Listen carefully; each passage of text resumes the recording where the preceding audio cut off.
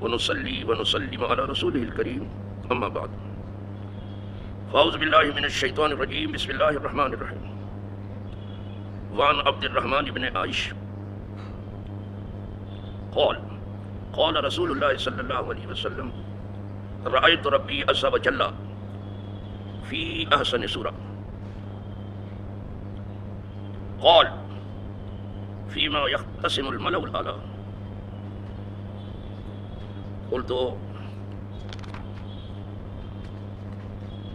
أنت أعلم قال فوضع كفه بين كتفي فوجدت بردها من ثديي فعلمت ما في السماوات والأرض وكذلك نري إبراهيم ملكوت السماوات والأرض وليكون من الموقنين رواه الدارمي مرسلا والترمذي نحوه عنه وعن ابن عباس ومعاذ بن جبل وزاد فيه قال يا محمد صلى الله عليه وسلم هل تدري فيما يختصم الملأ الأعلى قلت نعم في الكفارات والكفارات المكث في المساجد بعد الصلوات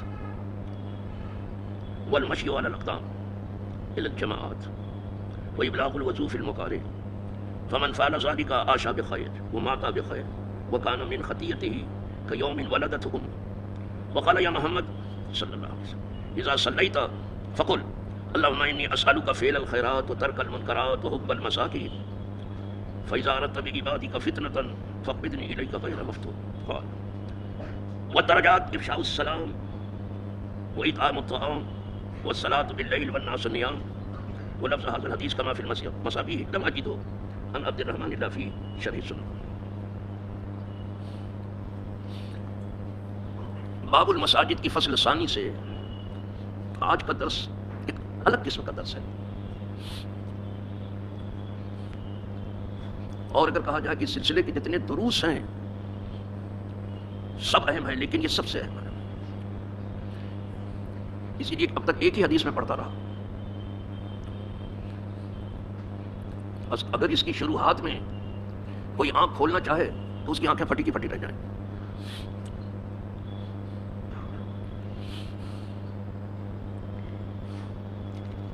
اب میں کچھ عوامی درسگاہ کے لائق جس کا ترجمہ جو ہے کرنا چاہتا ہوں. یہ نہیں کہ اس میں صرف عوام کی ہی رعایت ہے، پڑھے لکھے لوگ بھی کچھ لینا چاہیں تو اس حدیث پاک میں ان کے لیے بہت کچھ ہے. سب سے پہلے آپ یہ معلوم کرنے کی یہ حدیث عبد الرحمن ابن عائش سے ہے. کہتے ہیں کہ رسول اللہ صلی اللہ علیہ وسلم نے ارشاد فرمایا میں نے میرے رب عز و جل کو بہت ہی اچھی صورت میں دیکھا. پھر آپ نے یہ نہیں فرمایا کہ جاگتے ہوئے دیکھا کہ سوتے ہوئے، یہ نہیں فرمایا. دیکھا اپنے رب بہت ہی اچھی صورت میں دیکھا. اور یہ دونوں چیزیں حضور کے لیے صرف ممکن ہی نہیں بلکہ واقع ہیں. وہ جاگتے میں بھی دیکھ سکتے ہیں اور سوتے ہیں.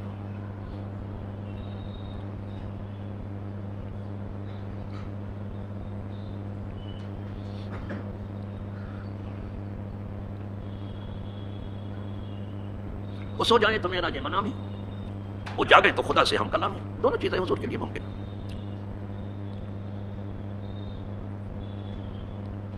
جب آدمی خدا کی بنائی ہوئی صورتوں میں گم ہو جاتا ہے، کبھی کبھی وہ دیکھتے ہی رہ جاتا ہے، تو خود جس نے بنایا وہ کیسا ہوگا یہ بس اندازہ کر لینا بس. اس لیے حضور نے صرف بہت ہی اچھی صورت میں نے میرے رب کو دیکھا. تو کہتے کیا فرمایا میرے رب نے؟ قال فیما یختصم الملأ الاعلی. یہ بڑے درجے کے فرشتے کس بات میں جھگڑا کر رہے ہیں؟ یہ جھگڑا جو آدمیوں کا ویسا جھگڑا نہیں ہے، یہ بندوں کے عمل کو لانے اور لے جانے کی بات ہے کہ کون لے جائے گا. یہ فرشتے وہ جھگڑا نہیں کرتے جو یہاں دنیا میں آپ دیکھ رہے ہیں. ان کے یہاں سب جھگڑا نہیں ہے، وہ اس لڑائی جھگڑے سے پاک ہے. یہاں تو کچھ لوگوں کا دھندا ہی ہے لڑائی اور جھگڑا، اور کچھ لوگوں کی عادت ہی خدا کی اس زمین پر خون ناحق بہانا. تو ان کے یہاں یہ سب کچھ تو ہے نہیں. تو جس چیز پہ جھگڑا کرے تو وہی بندوں کا جو عمل ہے، اچھا عمل ہر فرشتہ چاہتا ہے کہ ہمیں لے جاؤ. بس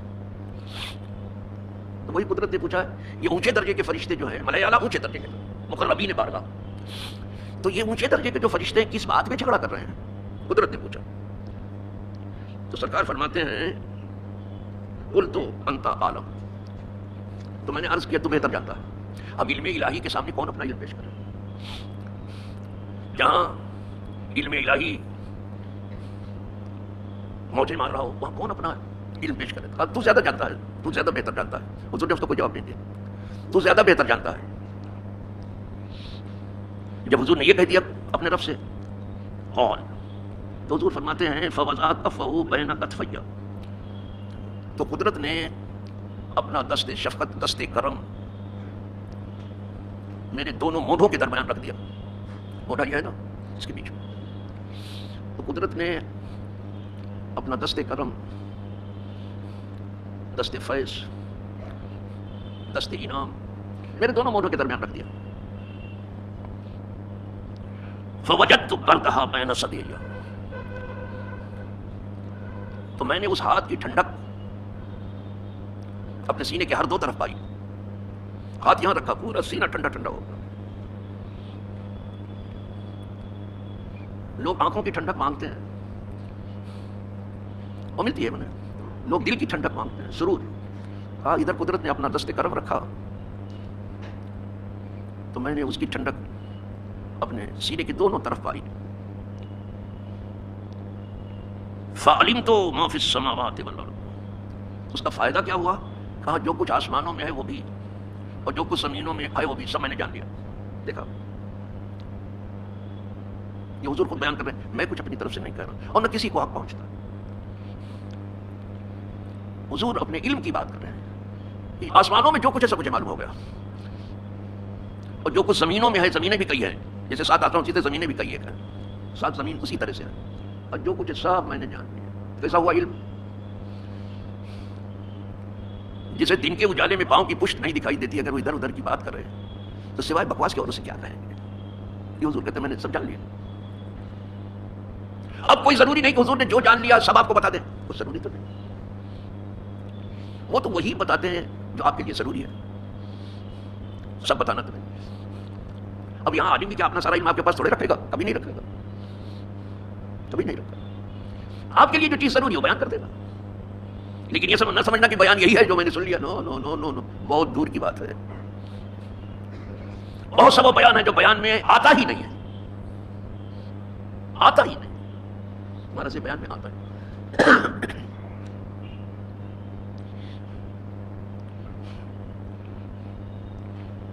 پھر حضور اس کی تائید میں فرماتے ہیں وَكَذَلِكَ نُرِي إِبْرَاهِيمَ مَلَكُوتَ السَّمَاوَاتِ وَالْأَرْضِ، ہاں اللہ کی کتاب میں بھی تو ہے کہ ایسے ہی ہم دکھاتے ہیں ابراہیم کو آسمانوں اور زمین کی بادشاہت، تاکہ وہ وَلِيَكُونَ مِنَ الْمُوقِنِينَ، تاکہ وہ بہت مضبوط یقین کرنے والے ہو جائیں۔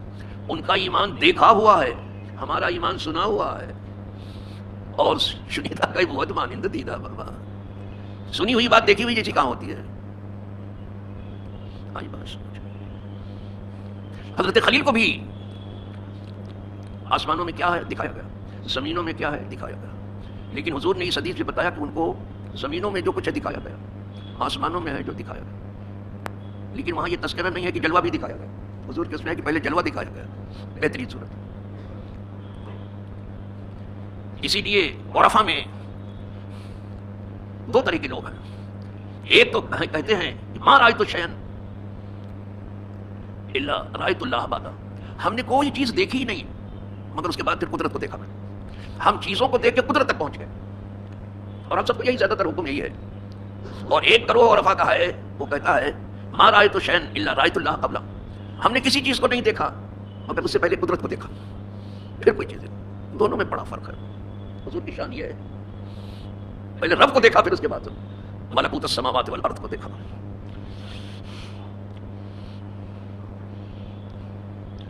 اس حدیث کو دارمی نے مرسلن روایت کیا ہے۔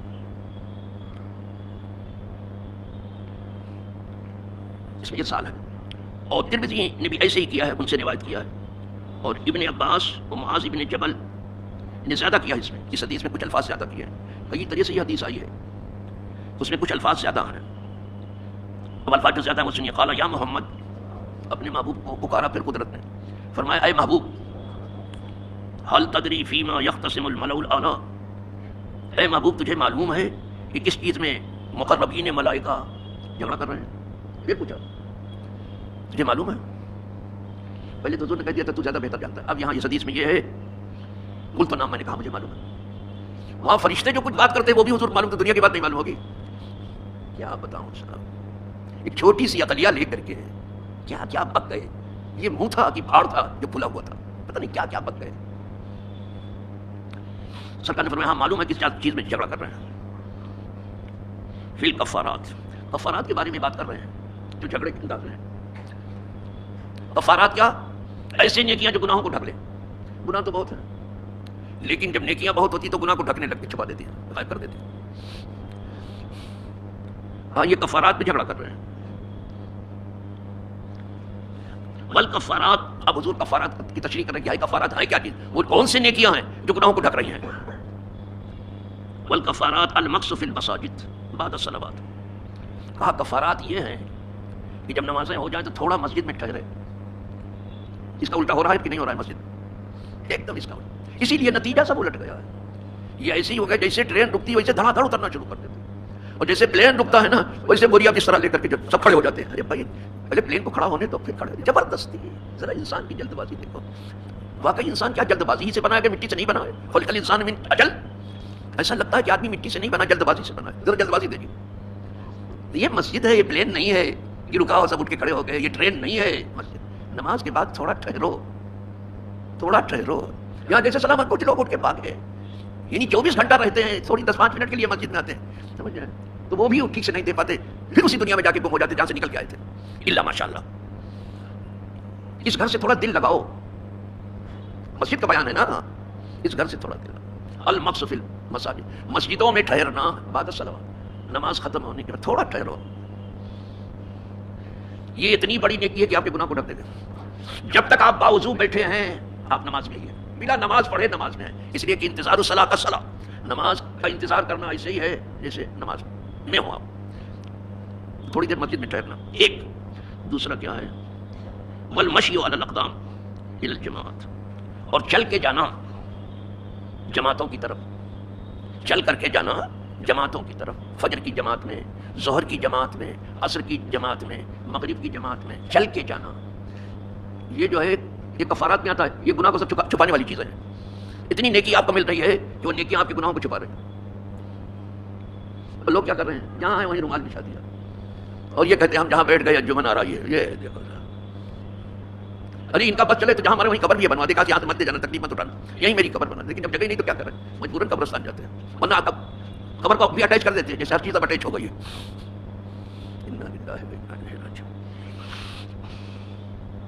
آپ جماعت میں چل کر کے جانا. دو ہو گیا، جماعت میں چل کر کے جانا. سب سے پہلے مسجد میں ٹھہرنا، تھوڑا ٹھہرنا، اور دوسرے نمبر پر مسجد کی طرف چل کے جانا. وَإِبْلَاغُ الْوُضُوءِ فِي الْمُكَارِهِ، اور کامل وضو کرنا، ٹھیک سے وضو کرنا، پورا کامل وضو کرنا. اس وقت جب وضو کرنا ناخوشگوار ہو، آپ کو اچھا نہ لگتا، اس وقت بہت سردی ہو، بہت سردی ہو، بہت پریشانی بہت ہو، یعنی آپ کو اچھا نہ لگتا اس وقت، ایسے وقت میں بھی وضو کرنا، وہ بھی کامل. یہ گناہ کو چھپاتا.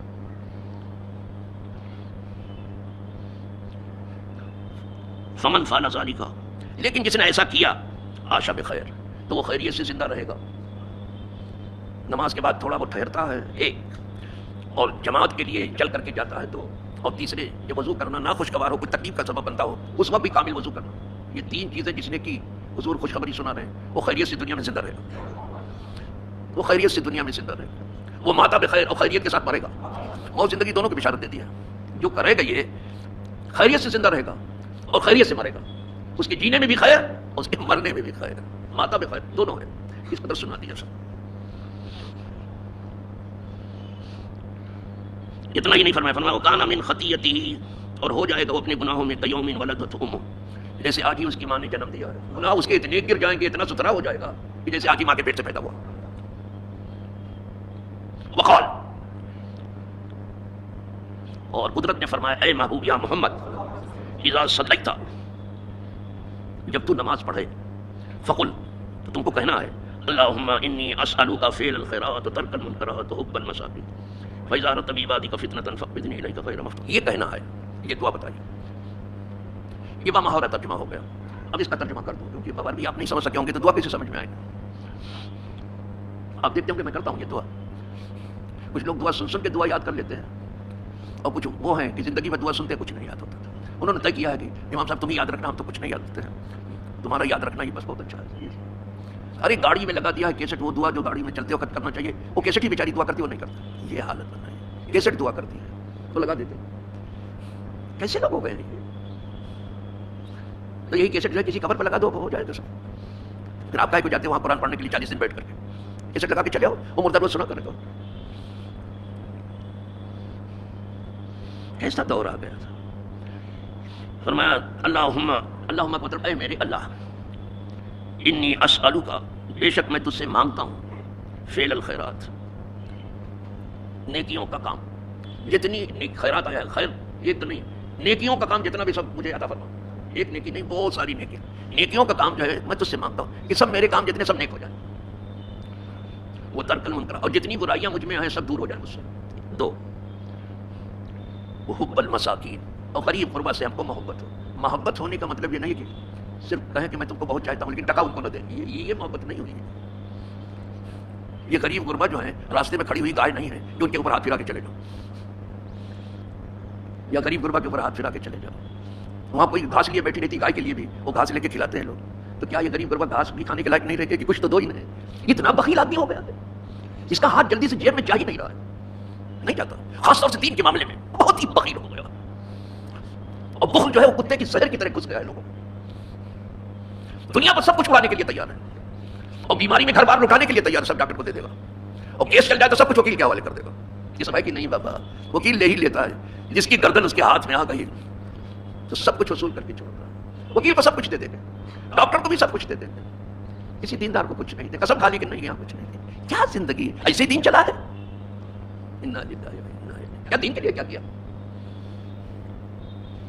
فعل الخیرات وحب المساکین، مسکینوں کی محبت. مسکین اس کو کہتے ہیں من لا شیء لہ، جس کے پاس کچھ نہ ہو. اس کو دوست رکھو اور کچھ تو دے دو. کچھ نہیں تو چائے پینے کو دے دو. اگر بسکٹ اس کے ساتھ نہیں کھلا سکتے تو چائے پینے کو دے دو. کھانا کھلاؤ اس کو، پانی پلاؤ اس کو.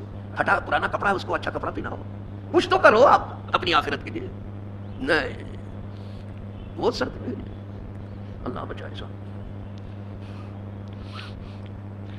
وحب المساکین فاذا اردت بعبادک، جب تو ارادہ کرے تیرے بندوں کے ساتھ آزمائش کا، فاقبضنی الیک غیر مفتون، تو تو مجھے اپنی طرف اٹھا لے اس سے پہلے کہ میں اس فتنے کا شکار ہو جاؤں.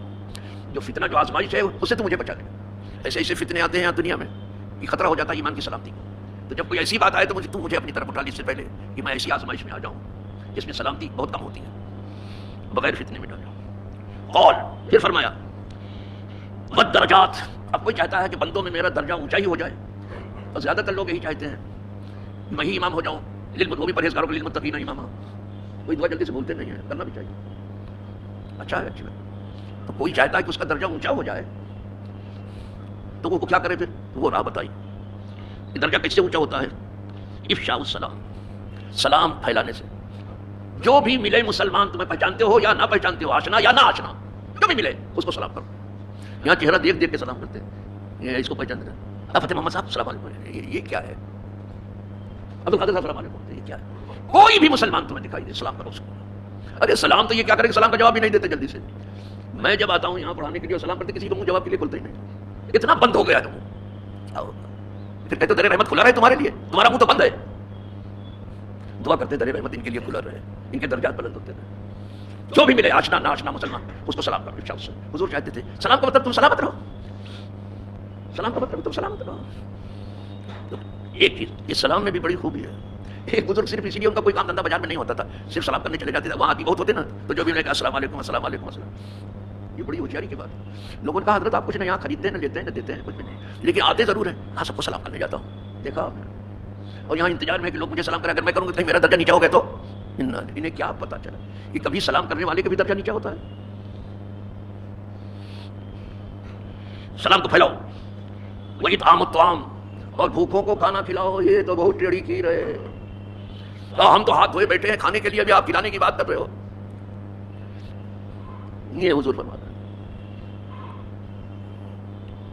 کھانا کھلانا، وَإِطْعَامُ الطَّعَامِ، اور کھانا کھلانا. اب درجہ اونچا ہوگا، کھا کر کے درجہ اونچا نہیں ہوگا، کھلا کر کے درجہ اونچا ہوگا. آئی بات، کھلا کر کے درجہ اونچا ہوگا. آپ زندگی میں کھاتے رہے، آپ کا درجہ اونچا ہوا کچھ نہیں. ابھی تشت اگر باہر رکھ دیا جائے دھو کے، پھر دیکھو دیکھتے کہ آ جائے کچھ کھانا کھائے، مجھے پھر مورچہ سنبھال لیتے ہیں اسے. 2 لقمے کے لیے مورچہ سنبھال لیا. اور یہاں اشرفی لوٹی جا رہی ہے، اس کی کوئی پرواہ نہیں. اسی لیے ہمارے یہاں ایک مسئلہ مشہور ہے، اشرفی لوٹی جائے، کوئلے پہ مہر لگا رہے ہیں آپ. 2 لقمے کے لیے آپ اتنے پریشان ہیں کہ جانے نہ پائے. 2 لقمہ کھانا کھلاؤ لوگوں کو. جماعت کو نہیں کھلا سکتے تو 2-4 کو کھلاؤ. 2-4 کو بھی نہیں کھلا سکتے، 1 کو کھلاؤ. کھانا کھلاؤ. مثال کے طور پہ میں آپ کو بتا دوں، جمعہ کے دن میں جمعہ پڑھا کے نہیں جاتا یہاں سے، یہیں رہ جاتا ہوں. تھوڑی دیر کے لیے کیا جائیں، ہمیں پڑھاتے پڑھاتے کافی دیر ہو جاتی ہے. تو کہہ دیا کہ گھر میں میرا کھانا بھیج دیا جائے. اور وہاں سے کہہ دیا ہے میں نے کہ جب کھانا ہے تو کم از کم 3-4 آدمی ہم یہاں آرام سے کھا لیں. ایسا بھیجنا ہے، یہ نہیں کہ مجھے 1 چپاتی اتنا سا اتنا چاول کھانا، لیکن کھانا ایسا گھر سے آنا چاہیے کہ 3-4 آدمی آرام سے کھا لیں. اسی بہانے 3-4 کی دعوت تو ہو جائے گی. اس لیے کہ کوئی نہ کوئی تو میرے پاس بیٹھا رہے گا. تو اس سے کہوں کہ آپ تشریف بھیجائیے، میں کھانا کھانے جا رہا ہوں. کیا کہوں اس سے؟ بولو کہ اچھا خدا حافظ بابا میں کھانا کھانا. تو کیا وہ نہیں کھاتا ہے؟ نو نو نو، تو بیٹھے کھا لیں ہمارے ساتھ. تو میں نے کہا اسی بہانے کم از کم ہفتے میں 3-4 آدمی کی دعوت ہو جائے گی. تو بہانہ نکالا میں نے. وہ بھی عید کا دن ہے، جمعہ کا دن، بڑی عید کا. پوچھنا یہ کرتا ہوں یا نہیں کرتا ہوں؟ کرتا ہوں، ہر جمعہ کو کرتا ہوں. صرف بیان نہیں، کہ بیان کرنے سے کیا ہوتا ہے اور صرف سن لینے سے کیا ہوا. یہ ویسے ہی ہوا کہ جیسے آج مسلم حکمراں جو ہیں، خاص طور سے سنی کہلانے والے شیعوں کے مقابلے میں، صرف مذمتی بیان دے دیتے ہیں اور اپنے ہی ملک میں اچھل کود کر لیتے ہیں. مذمتی بیان دینا عوام کا کام ہے. آپ کچھ کام کرو، کچھ نقل و حرکت کرو، سیاست مت کرو. یہ سیاسی چال ہے، آپ کی روباہانہ چال ہے. یہ زیادہ تر جتنے حکمراں ہیں، 2 چہرے والے. ایک چہرہ عوام کے لیے ہے کہ کہیں عوام ناخوش نہ ہو جائے، اور ایک چہرہ جو ہے بڑے حکمرانوں کے لیے ہے کہ ان سے بھی ملے رہے اور ہلوے مانڈے میں بھی فرق نہ آئے. یہ سب زیادہ تر ذل و چین ہے، 2 چہرے والے. اللہ اس سے بچائے. مومن کا صرف 1 چہرہ ہونا چاہیے، دنیا میں بھی اور آخرت میں. یہ سب تشیع کھڑے ہیں. ایران کھڑا ہوا ہے، اس سے متعلق حزب اللہ کھڑا ہے، اسی سے متعلق انصار اللہ یمن کا کھڑا ہے، اسی سے متعلق شام ہے کھڑا ہے. یہ بس ہو گئے. اس کے بعد جتنے بھی ہیں عرب اور غیر عرب، یہ سب 10 ارب اور 10 کھرب ہے. صرف باتیں بنانے میں لگے. ان کے پاس اسلامی ضمیر تو شاید ہے ہی نہیں، انسانی ضمیر بھی نہیں ہے. انسان نہیں ہے، حیوان ہیں جو بیٹھے ہیں، درندے ہیں جو بیٹھے ہیں. یہ چاہے تو سب کچھ روک سکتی ہے. یہ خون خرابی والی باتیں سب روک سکتی ہے. کوئی ایک بھی سانس نہیں لیتا ہے. ایک قطر کو چھوڑ کر کے کسی نے تو منہ کھولا ہی نہیں ہے. مطلب فاضی کہتے ہیں، فضل الرحمان کہتے تھے تو لانگ مارچ اکھڑا کود رہے ہو بھی اپنے ملک میں. اس آدمی کو بھی پتہ نہیں کیا کیا سوچتی ہے ہمیشہ. صرف لانگ مارچ ہی کرتا ہے، سلو مارچ کبھی نہیں کیا. تو تیرا کام ہے یہ لانگ مارچ کرے گا. جو کام کرنے والے ہیں اس کو تو تم نے کنارے کر دیا پہلے سے، اور جو عضو معطل ہیں ان کو تم نے کام کے لیے بٹھا دیا. ان کا کام ہی نہیں کچھ سوائے خوشامد کی روٹی کے. کچھ نہیں. انا للہ و انا الیہ راجعون. تو کھانا کھلانا آیا بابا بھی کھانا کھلاؤ، خوب سلام کو پھیلاؤ، کھانا کھلاؤ. اور کیا تیسری چیز کیا ہے؟ والصلاۃ باللیل، اور رات کی تاریکی میں نماز پڑھو جب لوگ سوئے پڑے ہوں. یہ ہے، اس سے جو ہے تمہارا کیا ہوگا، تمہارا درجہ اونچا ہو جائے گا. اونچا درجہ ہی چاہتے تو 3 کام کرنا ہی پڑے گا، نہیں تو جتنے ہو اور نیچے جاؤ اوپر نہیں جا سکتے آپ. یہ 3 کام کرنا پڑے گا. سلام کو پھیلانا ہے، کھانا کھلانا ہے، اور رات کی تنہائی میں اور تاریکی میں کچھ سجدے کرنا. اس سے آپ کا درجہ اونچا ہے. اسی لیے ایک عارف کا ایک شعر ہے، جو کسی کو یاد ہو سکے تو یاد کر لے، نہیں یاد ہوتا ہے تو معنی جو ہے یاد کر لے. اور معنی جو یاد کرتا ہے تو دعا کر لے کہ اللہ ہمیں اس پر چلنے کی توفیق دے دے. عارف کا شعر ہے. 2 چیزیں آئی، ایک تو سخاوت، یہ کھانا کھلانا سخاوت ہے. دوسری چیز جو ہے عاجزی آئی خدا کے آگے، وہ سجدہ ہے. اس کا شعر ہے، عارف کا شعر ہے، کہتا ہے شرف مرد وجودست کرامت بسجود، ہر کی ہر دو نباشت عدمش بے سے وجود. آدمی کے درجے کی بلندی سخاوت سے ہوتی ہے. جو سخی ہے اس کا درجہ اونچا ہوتا رہتا ہے، بخیل کا نہیں. بخیل روز نیچے گھٹتا رہتا ہے. سخاوت سے ہوتی ہے، درجات سخاوت سے بلند ہوتی ہے. شرف مرد وجود اسجود میں سخاوت. آدمی کی شرافت، آپ کے آدمی کے مرتبے کی بلندی، آدمی کے درجے کی اونچائی سخاوت سے ہے. جو سخی ہے اس کا درجہ اونچا ہو رہا ہے. شرف مرد وجود، کرامت بسجود. اور بندے کی کرامت سب سے بڑی سجدے میں ہے. جتنا عاجز بنے گا اللہ اس کو اتنا اٹھائے گا. یہ دو چیزوں میں ہے. اللہ کے سامنے ایسے جھک جاؤ جیسے کہ تم کچھ نہیں ہو. دوسرے سخاوت ایسی کرو کہ ہر بندہ تمہیں دیکھ کے آتا کچھ ہو جائے. یہ 2 پیسہ یہ دے دے گا مجھے. 2 چیز ہی بتایا، تیسری نہیں. کہا جس کے اندر یہ 2 چیز نہ ہو اس کا معاملہ ایسا ہے کہ اس کا پیدا ہونا اور اس کا نہ ہونا ایک الگ معاملہ ہے. وہ نہ پیدا ہوا ہوتا تو اچھا ہوتا. یہ کہہ رہے ہیں اس کے پیدا ہونے سے فائدہ کیوں؟ آپ آ گئے یہاں اس دنیا میں. عدمش پہ اس کے وجود، اس کا نہ ہونا اس دنیا میں اچھا تھا اس کے ہونے سے. آپ نے اپنے ہونے کا کیا ثبوت دیا؟ آپ اگر تھے تو ثبوت کیوں نہیں دیا؟ سخاوت کیوں نہیں کیا؟ تو آپ کا نہ ہونا اس دنیا میں زیادہ اچھا تھا. اس سے کیا ہو گئے؟ کیا فائدہ ہوا آپ کے ہونے سے؟ خود گوشت روٹی کھا کر کے آرام سے سو گئے. کوئی بھوکا ہو پیاسا ہو، انا للہ و انا الیہ. کسی کو گیرے پڑے کہ بھوک پیاس یاد آ رہی ہے. ایسے آدمی کا نہ ہونا اس دنیا میں بہتر تھا اس کے ہونے سے. چلو بابا. واللفظ هذا الحدیث کما فی المصابیح، اور اس کے الفاظ جو حدیث میں ہیں جیسے کہ مصابیح میں ہے. میں نے اس کو نہیں پایا لیکن عبد الرحمن سے کہاں پایا؟ شرح سنہ میں پایا. یہ الفاظ ہے، یہ حدیث جو ہے میں نے صرف ظاہری طور بتا دیا. یہ اس میں عوام کے لیے بھی کچھ ہے اور کچھ پڑھے لکھے طلبہ کے لیے بھی ہے کہ ان کو تھوڑا فائدہ پہنچ جائے گا انشاءاللہ. جس کو اللہ کو فائدہ پہنچانا پہنچ جائے گا. خدا کرے یہ فائدہ عام و تام ہو جائے سب کے لیے. وآخر دعوانا الحمدللہ رب العالمین.